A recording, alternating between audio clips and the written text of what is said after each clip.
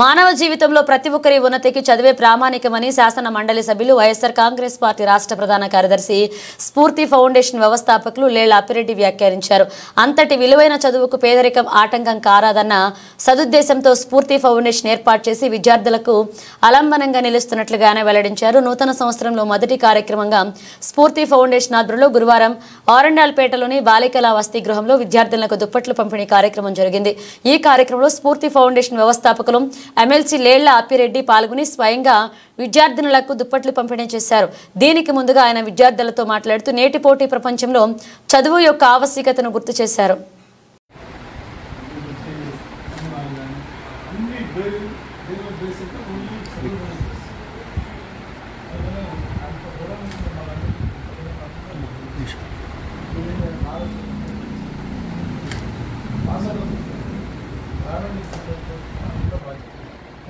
Okay,